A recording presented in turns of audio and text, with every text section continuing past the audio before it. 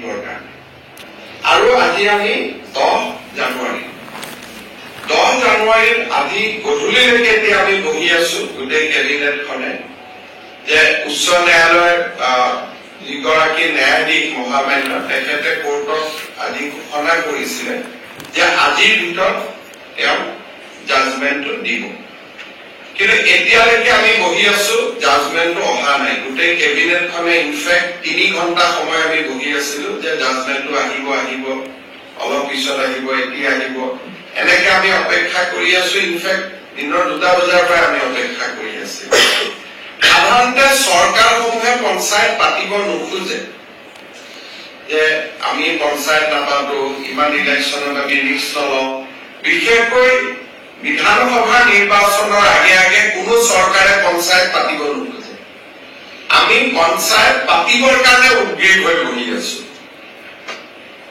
কিন্তু এই পৰ্যন্ত মই অলপ আগতে মহাঅধিবক্তা দেৱজিৎ শইকীয়াক টেলিফোন কৰিছিলো তেওঁ কৈছে যে এই সময়লৈকে জাজমেণ্টটো ডিক্লেৰেশ্যন হৈ আছে জাজমেণ্ট অহা নাই বা যি ধৰণৰ কথা আজি যদি ৰাতি 12টাৰ আগতে আমি জাজমেণ্টটো নাপাওঁ পজিটিভ বা নিগেটিভ যি নহওক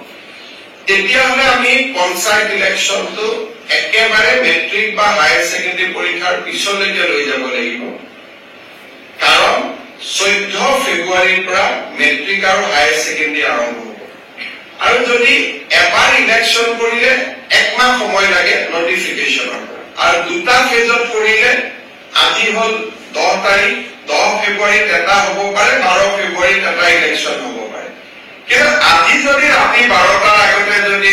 হাইকোৰ্টৰ পৰা অৰ্ডাৰটো নাহে আৰু পিছৰ 10 দিনো হাইকোৰ্ট বন্ধ আছে গতিকে তাৰ পৰিপ্ৰেক্ষিতত মই ভাবো যে পঞ্চায়ত ইলেকশ্যন পতাটো অসম্ভৱ হৈ পৰিব কাৰণ মেট্ৰিক আৰু হায়াৰ ছেকেণ্ডেৰী পৰীক্ষাৰ মাজত পঞ্চায়ত ইলেকশ্যন পাতিব পৰা নাযাব গতিকে যিসকলে মোক সুধি আছে যে পঞ্চায়ত ইলেকশ্যন কেতিয়া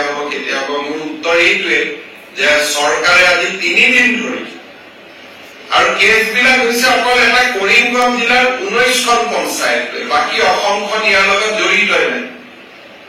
কৰিমগঞ্জ জিলাৰ 19খন পঞ্চায়ত লাগিলে কৰিমগঞ্জ জিলাত ইলেকশ্যন নাপাতিলেও হৈ গ'লহেঁতেন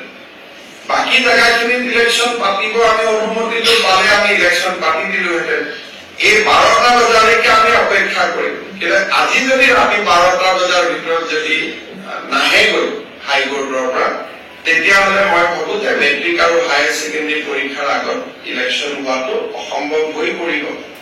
আৰু এই ইলেকশ্যনো পিছুৱাবৰ কাৰণে কোনে লাগি আছে কংগ্ৰেছ দলৰ কৰিমগঞ্জ দলৰ প্ৰাৰ্থী হাফিজ ৰফিজ আহমেদ চৌধুৰীয়ে গোটেই কেছটো কৰি আছে আৰু তাৰ পৰা বুজা যায় যে গোটেই পঞ্চায়ত ইলেকশ্যন খেলিবৰ বাবে